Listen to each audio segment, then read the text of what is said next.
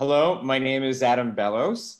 I am the CEO and founder of the Israel Innovation Fund, and I wanted to take this time to thank everybody for joining us. And this is our very first webinar. And today we're going to be discussing one of the most timely and important issues as we transition from Yom Hazikaron to Yom Ha'atzmaut. Our speaker tonight is the former member of Knesset, Einat Wilf, Dr. Einat Wilf. Einat is not only an author of a number of different books and articles related to Israel, but has also been on the Israeli political scene for the last 15 years.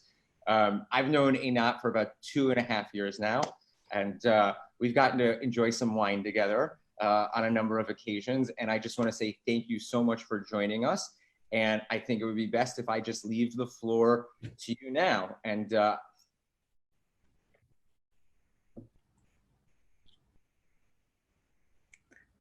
Very well. Thank you, Adam, and thank you for hosting me today. This is a unique opportunity, and this is truly, at this time, at this hour, it's a very special hour in Israel. It is the last few hours of our Memorial Day, Yom Hazikaron, where we remember and acknowledge the fallen. And we transition into 8 p.m. when we begin to mark Yom Ha'atzmaut, our Day of Independence. And what I'd like to discuss today is really the connection between the two days and the fact that Israel still today, we're celebrating 72 years of independence, and yet there are still so many who view this independence as provisional, as temporary. And even those who do not, or sometimes those who do not, wonder why there are those who do.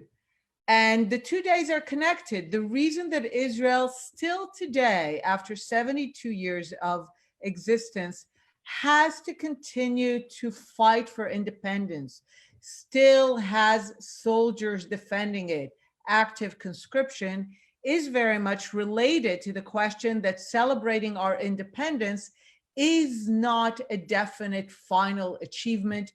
It is still, in the eyes of many, provisional and something that needs to be defended daily. Now, the way that I've come to this realization and conclusion is something that I detail in a book that just came out. It's a book I wrote with Adi Schwartz. It's called The War of Return. And it looks at the conflict through the very unique perspective of the Israeli War of Independence and the Palestinian refugee issue that came out of it. When I grew up, there was no question in my mind, in the political mind of the peace camp to which I belonged, at the time represented by the Labour Party politically, that Israel has a very clear path to peace. That Israel has not only secured its independence, now it can do so in securing peace with its Arab neighbors. And the notion was that Israel has a very clear formula to get to peace. And the formula was famously known as land for peace. Israel will hand over land, which it acquired in the 1967 Six-Day War. We're talking about the Sinai Peninsula in the south, the Golan Heights in the north, and the West Bank and the Gaza Strip. Israel would hand over this land to its Arab neighbors, Egypt, Jordan, Syria, and in return, it could expect to get peace.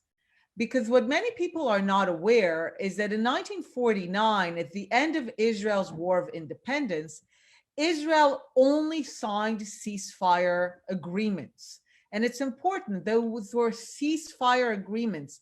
None of Israel's Arab neighbors were willing to see the war as being complete. They viewed it merely that they were signing an agreement to cease the fire until the war will continue at some later date. And the later date especially came in 1967. So until 1967, Israel has only ceasefire lines. It doesn't have borders, which many countries did have when they declared independence. So no clear borders, only ceasefire lines. After 1967, Israel hopes, many in Israel hope, that Israel can hand over some of those lands and in return get peace. and permanent borders. Now, for a while, this formula seemed to work beautifully. I was one of those kids in first grade. I was living in Jerusalem that they brought out of the elementary schools to wave flags for the motorcade of President Sadat, Anwar Sadat of Egypt, who was coming to speak at the Knesset. Now, today it's hard to imagine how momentous it was, but we're talking about 4 years, only 4 years after the Yom Kippur War, which was the deadliest war Israel had since its War of Independence, truly a terrible war. And only 4 years later, the president of Egypt, Israel's mightiest, strongest enemy, the largest Arab country, he comes to Jerusalem, to the Knesset. He's not making any issues about it. He's speaking in the Knesset, outlines a vision of peace. Israel negotiates, and within 2 years, he gets the entire Sinai Peninsula, twice the size of Israel, no settlements in it, completely cleared, and signs a peace agreement with Israel. More than 40 years later, we can discuss whether what we have with Egypt should properly be called peace. But at the time, that was the deal. We signed a peace agreement, we got a permanent border on our southern border, and we handed over the land. The 1990s, based on this formula, were a decade of euphoria. We were negotiating with the Syrians over the Golan Heights, feeling that peace was at hand. Jordan gave up its claim to the West Bank, and we signed peace with Jordan, determining much of our eastern border. And of course, the key element through the Oslo Accords, we began negotiating with the PLO, with the Palestinians, over the future of the West Bank and Gaza. The feeling at the time was a domino. This is a domino of peace. Bam, bam, one after the other. We are going to have peace according to this formula. We're handing over land, we're getting peace. This was math. This was certainty. And in 2000, this culminates. Ehud Barak, the leader of the Labor Party, of the Israeli peace camp, goes to Camp David, which is very symbolic. Camp David is where we negotiated the earlier peace agreement with Egypt. He goes to Camp David to negotiate with the PLO, with Arafat, an end to the conflict, a peace agreement. And he puts on the table a proposal that was bold. The Palestinians would have an independent state, fully independent, controlling its borders in the West Bank, in Gaza, with its capital in East Jerusalem. People forget it now, including in the Old City. This was everything we were told that the Palestinians wanted. Ehud Barak was handing over the land and expecting peace. And the Palestinians walk away. Arafat walks away from a clear, concrete opportunity to end the occupation, to have no settlements, to have an independent state for his people in the West Bank and Gaza, and he walks away. This is repeated later in 2008 with Abu Mazen and Ehud Olmert. But not only do Palestinian leaders walk away from these opportunities, what follows, especially after 2000, is a bloody, murderous campaign, which was misnamed the Second Intifada, but really was just massacres in our streets. Anyone who lived through this in Israel will not forget it. Many people on the outside do, but this has shaped our thinking and our politics to the present day. I can tell you that I remember this as the darkest time to live in Israel. There was a sense that if you left your home to meet friends, to sit in a cafe, to go on a bus, you are playing Russian roulette with your life. You might be blown up. You will be dead and not go home. And that was the sense in Israel, that nowhere was safe and that war was everywhere. And these were families, entire families, children massacred in Tel Aviv, in Haifa, in Beersheba, in Jerusalem, literally days after the Palestinians could have had a state. And I and many, many Israelis began to ask, so what's going on? what do the Palestinians want? What is this conflict really about? We thought it was about statehood, borders, settlements, occupation. All of that could have been taken care of, but no. And during that time, I was asked to meet moderate Palestinians. I was working with Shimon Peres, with Yossi Beilin, active in the Labor Party. And in meeting those Palestinians, they told me things like the Jewish people are not a people, you don't have a historical connection to the land, you made it up. And coming back from those meetings, I realized that we had two very, very different conceptions of what we were fighting over, of what this conflict is about. I thought that it was about all the things that relate to land, borders, settlements, occupation, Palestinian state. I realized from their perspective, it was a very different conflict. My people, the Jewish people, were strangers in this land. We were foreigners. We were colonial interlopers. We had no connection to the land, and therefore had no justification for being there. We were not even a people, merely practitioners of a faith who could do it as a minority in other countries.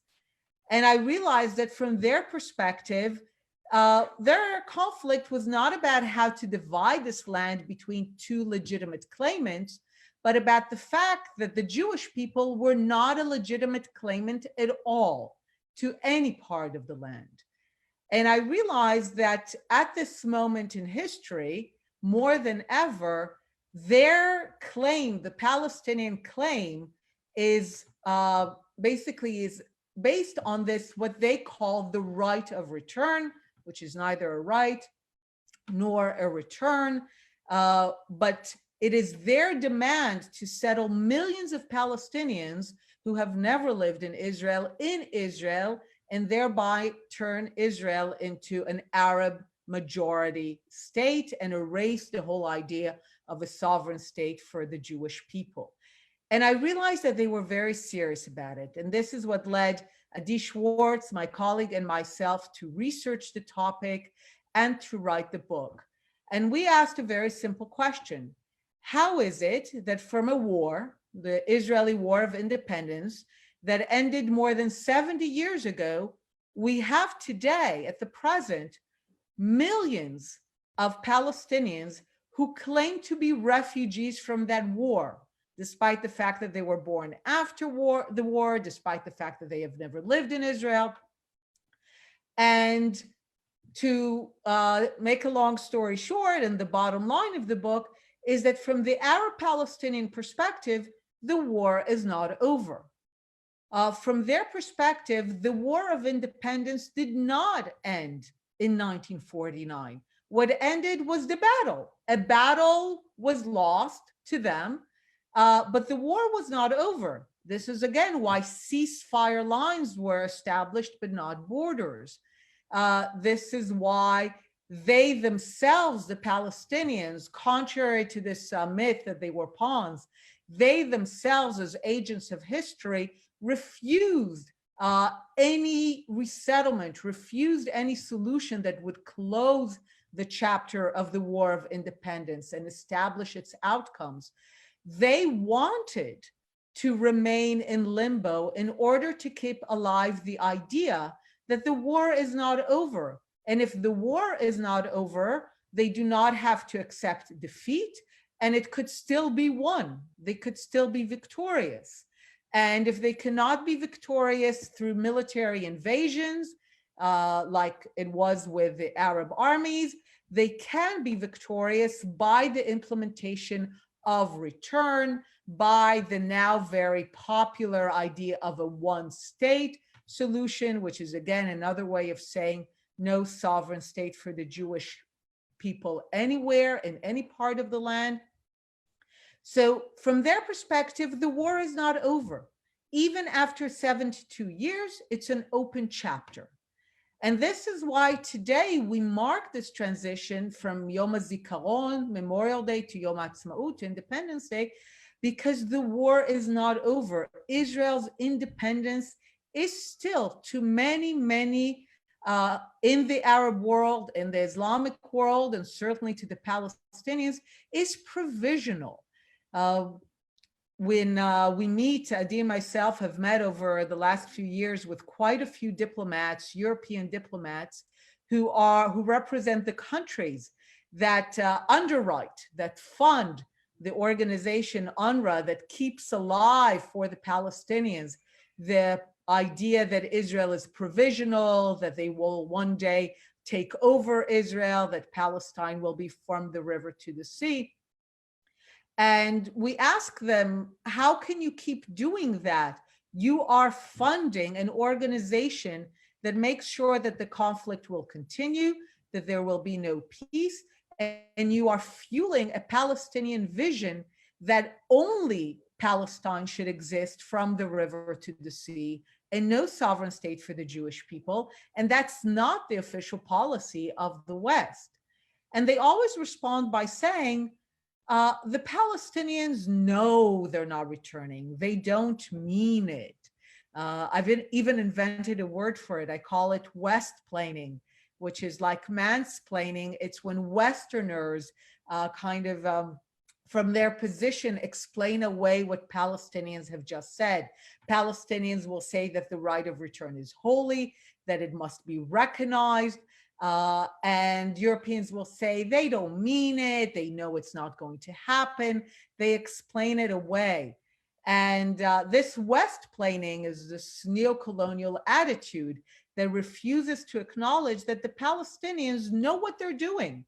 They know what they're fighting, and they are agents of history who have a very clear vision, a vision which they repeatedly call out is Palestine from the river to the sea. And I often have to respond to these European diplomats that if you think about the conflict, the Arab-Palestinian side is rational. The notion that the return is a delusion, that they are delusional to think that Israel is temporary. They look at the map. They do a very simple act. They look at the map and they say, what, 7 million Jews living among nearly 500 million Arabs, nearly 1.5 billion Muslims. I mean, to the credit of the Arab world and Islam, they've been very successful in their 7th century conquest. So this is an Arab and Islamic region. And in that region, they see a small, tiny, ethnic, linguistic, national, somewhat religious minority that is different. And they're saying, this experiment of sovereignty for this minority is not going to last much longer.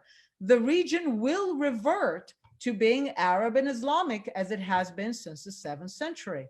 So from their perspective, in a kind of long view of history, it's very rational. And once you understand that, you understand also why the war has not ended. What is 70 years in this view of history? From their perspective, why should they sign any agreement that legitimizes the presence of in their view, an illegitimate foreign imperial entity on land that they think is exclusively theirs? Why legitimize it? Why sign any agreement that gives it legitimacy? Let's just wait another generation, another 2, another 5, another 10. But ultimately, this temporary provisional Zionist experiment will be over and the land will be Arab. And this really brings us back to today. We are still fighting to secure our independence, to be recognized with borders on all sides by the entire Arab world and the Palestinians within them, to be recognized not as a foreign crusader imperialist entity, but as the sovereign entity of an indigenous people who belong in this land, who have a long historical connection to it, who are not foreigners. And the only way we can get to this is by continuing to fight and claim our independence, and to demonstrate again and again and again that we are going nowhere, that we are not provisional. And only when that truly sinks in over time can then we be hopeful that the Arab world and the Palestinians among them will look at us and say, they're here to stay, they belong, we will not drive them away, not by military invasions, not by terrorist violence, not by return. And now let's see how we live together side by side as independent entities, with neither seeking to take over the other. This is the vision of peace that has been the same vision for at least 100 years now.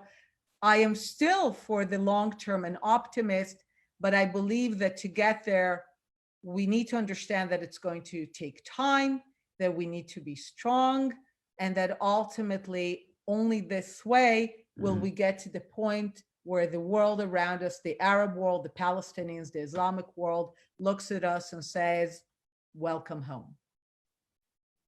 Thank you.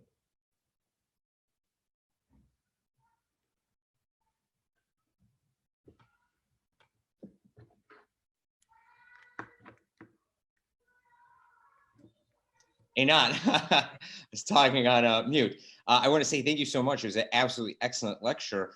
And there's a question that comes to mind specifically for me, given what's going on today in the region, and that has to do with Syria. Today, we're dealing with a situation where there's been over, I believe, 8 million Syrian refugees in the last decade.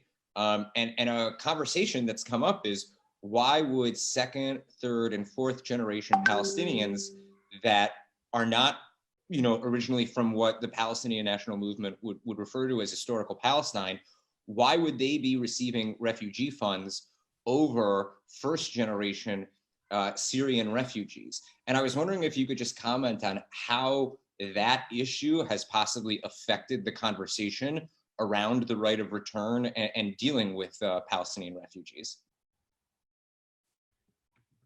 So the refugee situation in Syria only served to highlight the entire mountain of lies and absurdities that has been raised around the issue of the Arab Palestinian refugees. Just to understand the context, throughout the first half of the 20th century, much of the 20th century, certainly from wars in the 1940s, 50s, 60s, many countries were established: decolonization, World War II, establishing of borders. People fled across borders. Tens of millions of people became refugees throughout the 20th century, and they have not remained refugees. And it is not by returning to where they fled from that they ended their refugee status. They just built new lives wherever they were. And that was considered the proper course, to move ahead, to leave the past behind. The Palestinian Arabs were given basically an exemption, that they can still be stuck in the past, unlike any other refugee population. They don't have to move on. They're not expected to settle where they are, or to resettle, or to build new lives.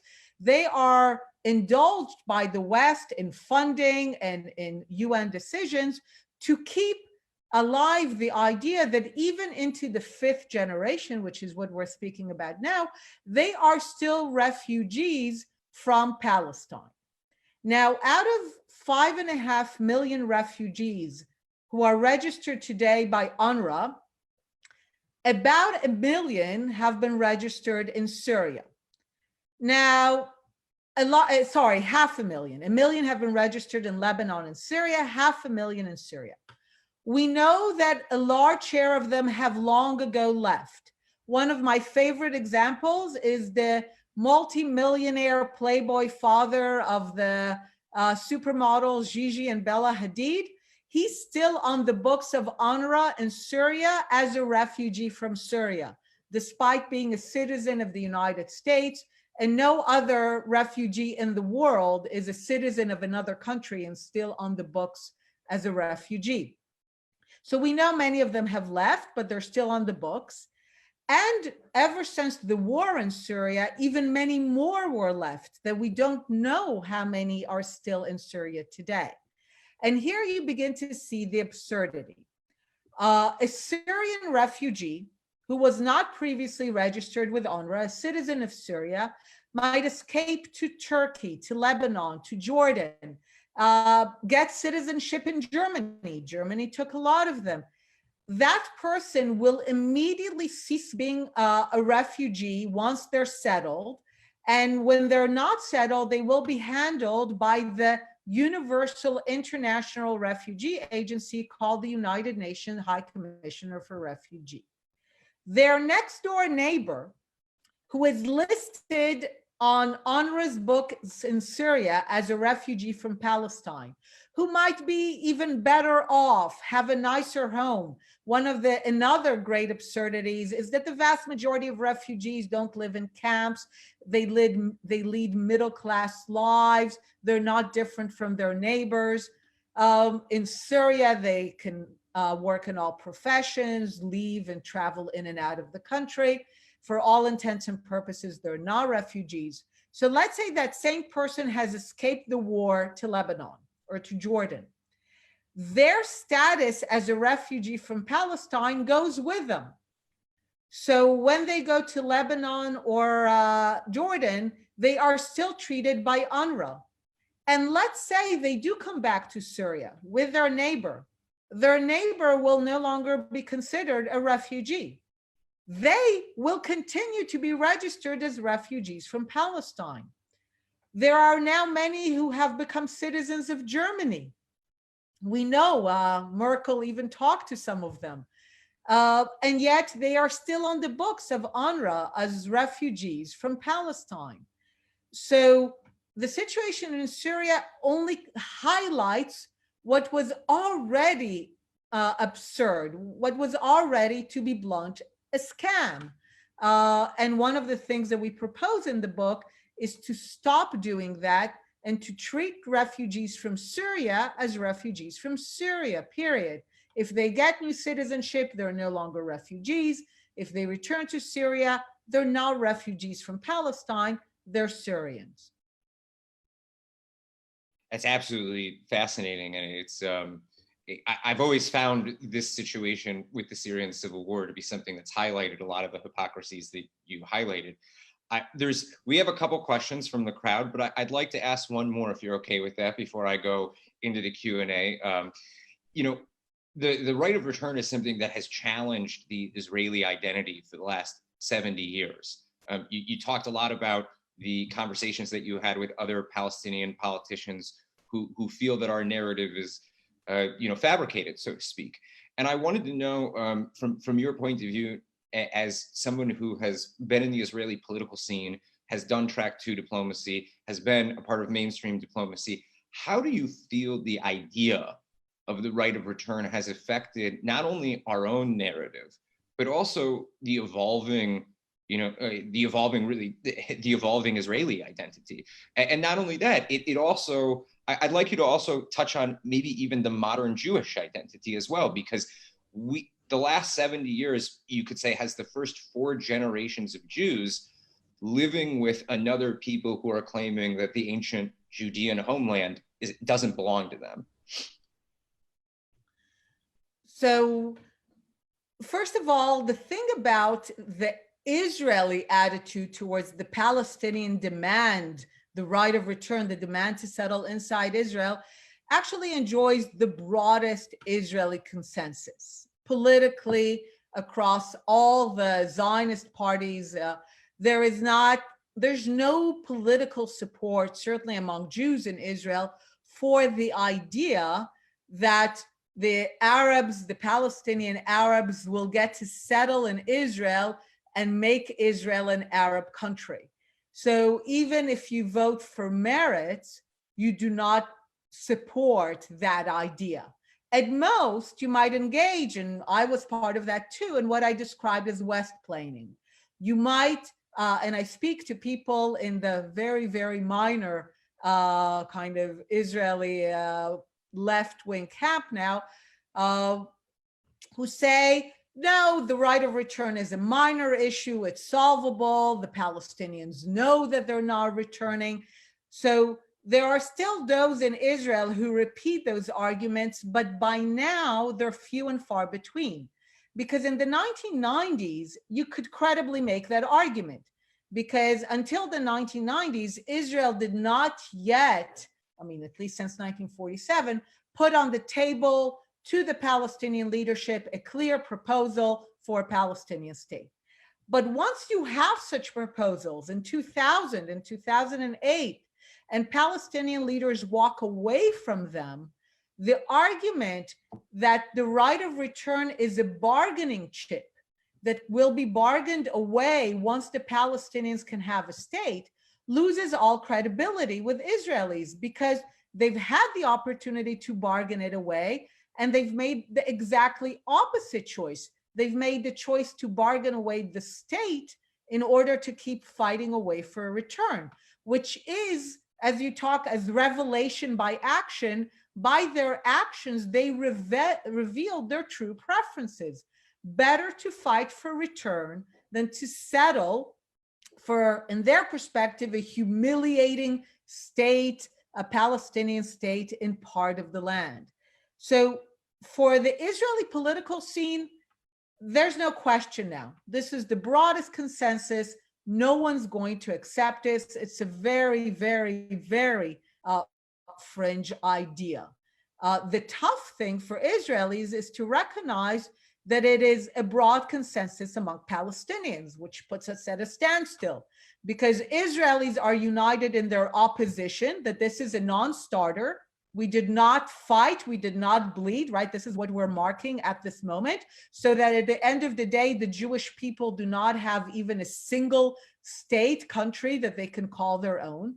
But then on the other side are a people who are resolute in their vision that the Jewish people should not have that state, and that the means to achieve that is through this idea of mass return. It puts us at a stalemate. It is in many ways a bit depressing for those who thought that we had a simple, clear, and mathematical formula for peace: hand over land, get the peace. But it does mean that if we are ever to have peace, this will have to change. So the Arab side or the Palestinian side or the BDS side is trying to change it by getting Jews and Israelis to give up on their Zionism, to say, why do we want a state? No need. Let's support the right of return. Jews can be a minority. It worked so well.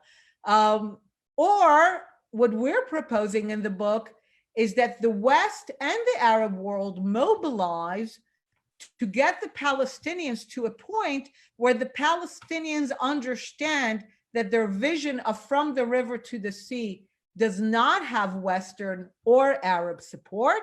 And then we can hope to have a Palestinian leadership to emerge who will say, okay, you're here to stay, we're here to stay. Now let's figure out where the border should run. You say that, and the only thing I think of is how much Palestinian leadership needs their Anwar Sadat. It's something that I think that the Palestinians have been robbed of, because good diplomacy has not been something that they've really achieved. If you think about the last 20 years, the Palestinian movement and the national authority, so to speak, the PA or the PNA, however you want to refer to them, has been very unsuccessful in their diplomatic efforts. And I think you highlighted that very well. I would like to go to some of the questions that we have, because I don't think everybody wants to hear what I have to ask you. I can just call you. But I gotta say, Yosef Abramovitz is watching this right now, and he commented that you are without a doubt the smartest of Israel's next generation public intellectuals. You've got a lot of people saying hello from Nova Scotia, from Tel Aviv, from Miami. So we've got people tuning in all over the world listening to you. And I think that's very, very cool. And I think the topic especially has got to be what interests so many people given today's day. So I just have some questions here. This is from Sarah Marasco. She wants to understand if you're advocating Jabotinsky's Iron Shield. And she'd also like to know if one would like to work in your field, where should they go, or how should they begin a career? So especially someone who grew up in the Labor Party, it was certainly not intuitive for me to think of myself as someone who thinks like Jabotinsky. But certainly over time, I've come to truly appreciate his thinking, his understanding of history, and his respect for the Arabs in the sense of understanding that they were going to be a fierce opposition. I think in retrospect, he underestimated how fierce an opposition they would be. I don't think he thought it would take more than 100 years, and who knows how much more, to build this iron shield or iron wall. But yes, in many ways, I've come to realize that what we're talking about in this book is very much in line with Jabotinsky's thinking that says, and people sometimes forget that on the other side of the iron shield, Jabotinsky had a very liberal vision for Israel, because he said, once the Arabs come to term with our permanent indigenous legitimate standing in the region, we can have a very liberal country. And he went very far about to talk about an Arab prime minister and a change between a deputy prime minister, between Jew and Arab. So I am very much, yeah, I do identify with that. The notion that we need to be strong, we need to be very clear on the fact that we're indigenous, that we belong here, that we have a history here, that we're not going anywhere, that we're done giving over our fate to others, so that we're not going to be lulled by visions of being a Jewish minority in an Arab state. We're done with that. But we are willing, once our Arab neighbors accept us as legitimate and indigenous and permanent, to be very forthcoming in dividing the land and having a very liberal vision. So yes, I do think the book, by highlighting this issue, is in line with Jabotinsky's thinking. And on kind of career advice, it's not really clear what it is that I'm doing, I must say, what it is, this field. I sometimes joke that I have 3 activities. I think, I write, and I talk. It's only going to work for as long as people want to read and listen. But my major recommendation would be to write. Writing has been very important for me, the books, the essays. Writing is a way of thinking. When you write, you elucidate thoughts, you make arguments. And when you write things, then people also want to hear what you have to say. So for me, this has been the key issue. And the wonderful thing about today's world is that you have many, many outlets to write. You don't have to wait for years before someone will publish you. So you can start writing on your own social media. You can go with a lot of web magazines. And I think that's a great way to start being a person who thinks and writes and talks about the issues they care about. I love that you brought up Jabotinsky's liberalism, because very few people understand how liberal he was, and how much of, I guess you could say, really his liberal thinking, you know, it definitely gave birth to modern Israel in many respects, given Likud's power over the last 40 years, and how the Likud itself has always been a very socially liberal but fiscally conservative, somewhat political party in Israel. I'm glad that you brought that up, because I don't think that a lot of people are familiar with that. We have a question from Janet Rudman, and it says, it's a little hazy of a question, but it says, what is the best thing that Israel can do if peace is not easily desired by the Palestinian people? So I guess you could sum the question up as, in your opinion, what are the best first steps that Israel can take to push the peace process forward without ceding anything on the negotiation table? So this is actually a very difficult question to come out of our research. If the Palestinians are indeed so determined to undo Israel, to undo the consequences of the war of 1948, then what can Israel do? I mean, other than offering its own suicide, is there something positive that Israel can do to promote peace? And especially when we talk about Israel putting on the table proposals like in 2000, 2008, having the Palestinians walk away, the question is, okay, so what more can Israel do? This question is the one that dominates our political situation right now. Most Israelis have come to the realization to say, okay, there's nothing concrete for which I can campaign. There's no political party now in Israel, no significant one, that offers land for peace because it's not credible. What are you going to campaign on? What are you going to say? We're going to say, we're going to negotiate with the Palestinians. We're going to hand over land, but we're not sure it's going to lead anywhere. It's not a very compelling political message. So the outcome is that a lot of Israelis say, okay, this is what it is. We'll keep going. We need to be strong. The Israeli Defense Forces is not dismantling itself anytime soon. And I think this is also where most Israelis are. Once we see that there is a real willingness on the other side, we will be flexible as we have been in the past.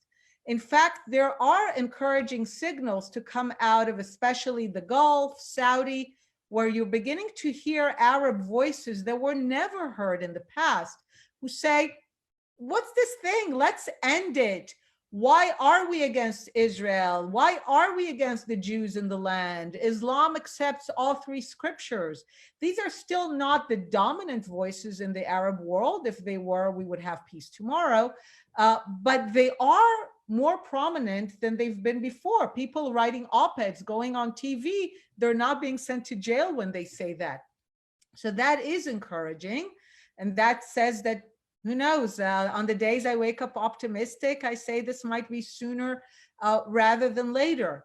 I do think, though, and this is where I still remain very much an Israeli of the left, is I do think that in the interim, we're not, I don't think it helps us much to continue the settlement project deep within the West Bank. I don't think it sends a good message.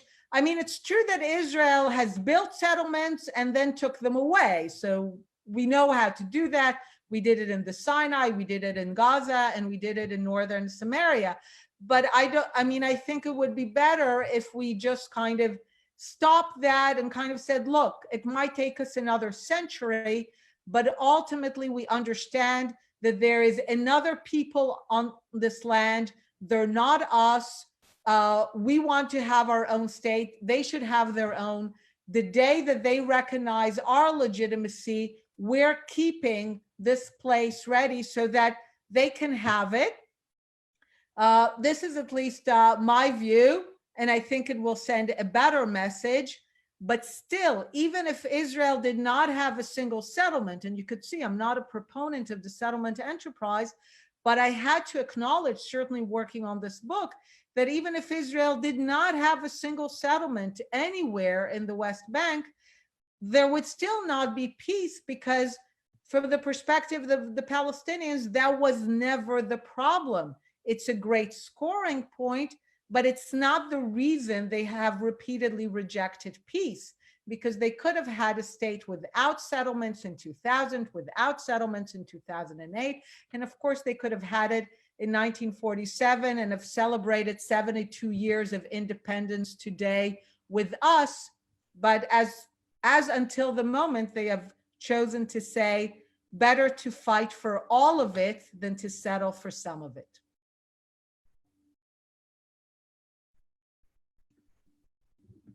You touched on one thing that our next question is going to take us in this certain direction, which is about your opinion about the change in Saudi Arabia. And Vera Gavison would like to know, really, you come off very optimistic, she says. How optimistic are you for peace? Your colleague and my colleague, David Hazoni, and I like to joke all the time in a very serious way that we feel that we're closer to peace now than we ever have been. But Vera would like to know, how do you feel the change in Saudi Arabia's position has influenced the peace process and the idea of peace in the Middle East? And how do you feel that position being changed has affected the other Arab countries as well, both in the Gulf, both monarchies and revolutionary socialists? regimes. So first, hi, Yossi, Javier. Really good to hear from you via this method. So this is exactly the thing, like you talked about, you and David, that makes me optimistic for a variety of reasons. First of all, the fact that Israel has repeatedly won wars and did not disappear, became stronger, became more prosperous. Then for the last decade, we had the so-called Arab Spring and its consequences.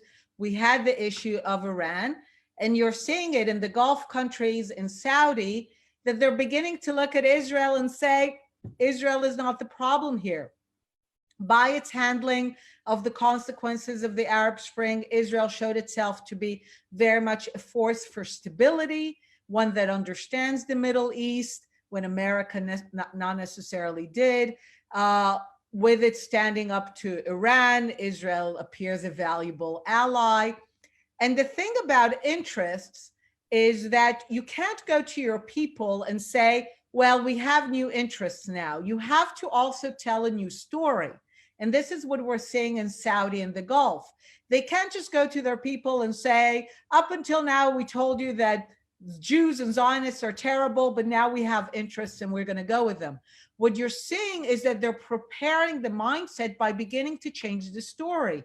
This is why we're seeing op-eds in Saudi, think tank recommendations, people going on TV in Gulf states, beginning to talk about the presence of Jews in the land as legitimate, as indigenous, as historical, as something that is not against Islam. It's very important for a Gulf person, for Saudi, when they tell the story of legitimizing Israel, to make it clear that it's compatible with the story of Islam. So we're seeing that. I see the greatest hope in that. For me, sometimes the tragedy, maybe the irony, is that at the moment when the Arab world is beginning to move away from its kind of notion that being Arab means being an anti-Zionist, that the Arab identity is necessarily anti-Zionist, the Arab world is slowly moving away from that. Again, don't pop the champagne bottles yet, but at this moment, many in the West are rushing in to tell the Palestinians, no, keep fighting. These are your rights, and to keep fuel. And in many ways, this is what my book is trying to achieve, to show to the West that we're not getting anywhere closer to peace by indulging this vision. And sometimes I'm actually much more hopeful for the Arabs than I am for the Europeans, because the Arabs actually know what a scam they've been running.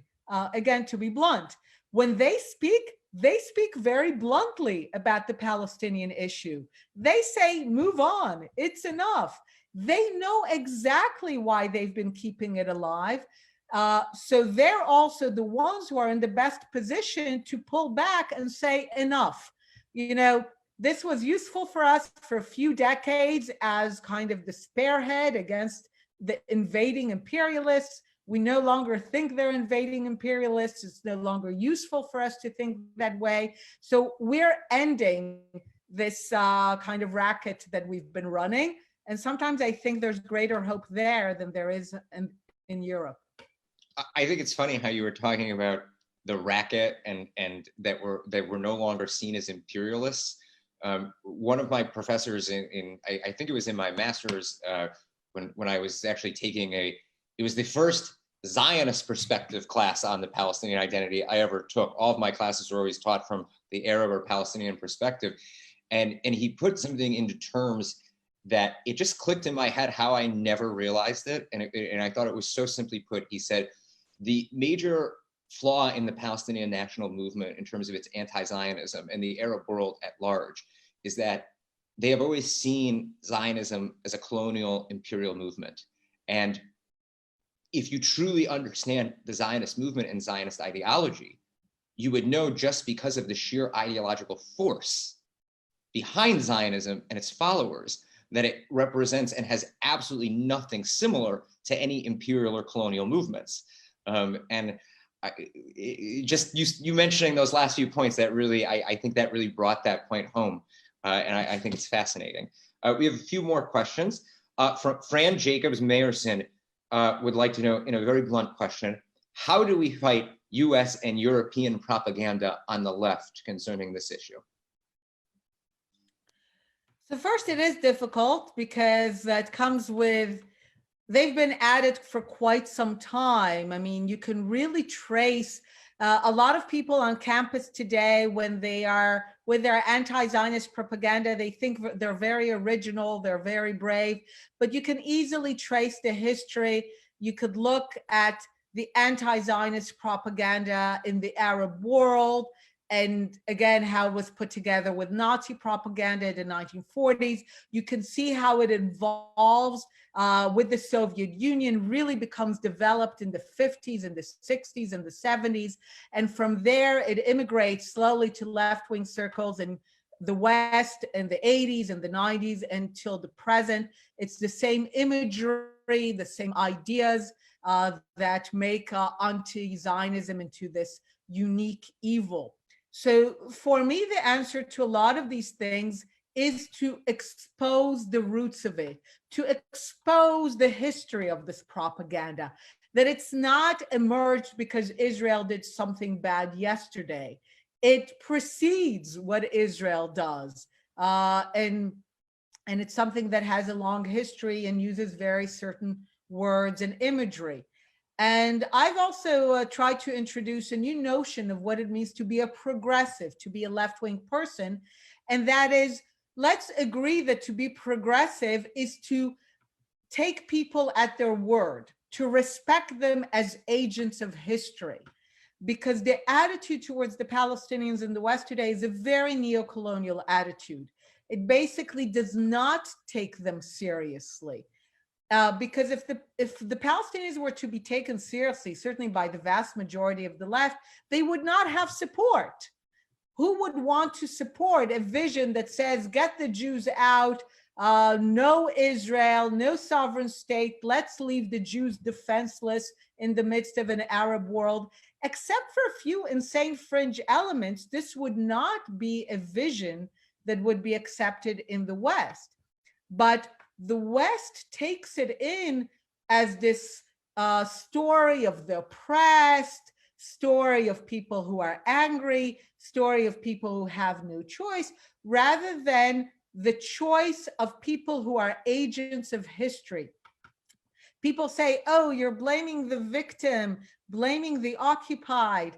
No, this is not about blaming. It's about looking straight and saying, look, the Palestinians have told you that if ending the occupation, if the price of it is accepting to share the land with a sovereign Jewish state, they don't want that. So please give them the respect of their actions, of their word, of taking them seriously, that they know what they're fighting for, that they're willing to suffer for what they're fighting for, that their response to Israel is not the result of just some momentary situation. It's a determined long-term vision that says that the Jews have no place being here. And for me, the battle is to expose all that, to show the history. This is why the book, if I'm allowed to say, certainly thanks to my colleague Adi Schwartz, has a lot of historical, serious research that says that this has been determined and serious from the beginning. You know, I think it's interesting that you ended on the importance of the historical understanding. And I think yes. One of the things that's extremely important, not only about the talk that we're doing now and the day that it is that this is our history. And it kind of leads into another question that I will paraphrase and kind of turn it into my own, but it's from Fran Jacobs Mayerson. And the reason why I brought up that this is our history is because a lot of people are asking questions concerning points for advocacy. And I've always truly felt that I don't like the word advocacy. I like the word education. And the fact is that the way, in my opinion, you can disagree with this or not, but the way to become the best advocate for Israel or to do Israel advocacy, whether it's online, in person, on campus, or in a coffee shop, is to know who you are and where you come from. And if you're a Jew and a Zionist, that means studying the history and both sides of it for a complete understanding. Would you agree that that would probably be one of the best ways to begin to counter some of, the information or the questions or the biases that people are referring to? It really comes down to, hitting the books and doing the research to get a very good contextual understanding of this 100-year conflict. Yes, I think that's critical, especially because once you get the scope of it, you understand what it is. When there was explosions in Gaza, I went to one of the flare-ups a few years ago. I went with my son, who at the time, I don't know, was 6. We were running from TV studio to TV studio, and he wanted to know what this was all about. And I asked him if he thinks he's ready, and he really wants to know. And if so, I'll explain the conflict to him. And I opened the map and I showed the map of partition. And I told him, actually, it's very simple. In the past, when I would speak to groups, I wanted people to think that the conflict is complicated. If they thought it's complicated, it's good enough, they might withhold judgment. But the more I studied it and the more I got into it, the more I realized it's really simple. It's actually not complicated, which is why it was easy for me to explain it to my 6-year-old son. I told him, look, this is the land. The Jews have a historical legitimate claim to it. The Arabs too have a claim to it. The Jews, in order to settle those conflicting claims, have been willing repeatedly to divide the land and to have only part of it. And the Arabs have repeatedly chosen to fight for all of it. And it's not because one side is good and one side is evil. It's because one side is small and one side is big. A lot of people forget that very simple perspective. The Jews are a small minority, which is why they continuously agree to compromise. If we had 1 billion Jews, we probably wouldn't. But we're not. We're a few million Jews. We're cognizant of our situation as a small minority in the region. One of my favorite statistics or numbers to talk about, I say, look, in 1948, Israel declares independence. 72 years ago, there are several 100,000 Jews in the land. Okay, what are we going to do? We're really small. The ratio of Jews to Arabs in the land is 1:50. So what are we going to do? We call Jews to make aliyah, right, to come from all over the world. Great success. More than 3 million Jews arrive in Israel over the next decades. We make a lot of babies, right? Israel is the most fertile OECD country. So lots of babies, lots of aliyah. What's the ratio of Jews to Arabs in the region today? 1:60. So they've been busy too, right? We haven't made a dent in this number. We are, no matter any amount of immigration, any amount of procreation, we are forever destined to remain a tiny Jewish minority in an Arab and Islamic region, which is why we are repeatedly willing to compromise. And the Arabs are not, because they don't see why, being 60 times our numbers, they need to compromise with us in our insane story. So, this brings us to this, and to understand that over time, it will take time. Einat, I just want to say thank you so much for joining us. We actually had so many questions that we're not going to be able to get through all of them. I'm so happy how successful this was. And I want to thank you for joining us. I want to thank everybody for watching this our first webinar. It's very exciting. We'll be doing one later today with Gil Troy. And I just want to remind everybody that anyone, if they'd like to support the Israel Innovation Fund, can go to www.wineonthevine.com and plant a vine in their favorite Israeli winery. And if they even have a favorite cause in Israel that we work with, we can direct some of the proceeds to that cause. I would suggest right now, Leket, the National Food Bank, because there are still lots of people in this country who do not have access to food during the Corona crisis. Einat, I want to thank you so much for joining us. You did an amazing job. I hope that you will continue to do these talks with us some more. And I look forward to seeing you soon. With great pleasure. Thank you for having me. Oh, thank you so much for being here with us. Take care.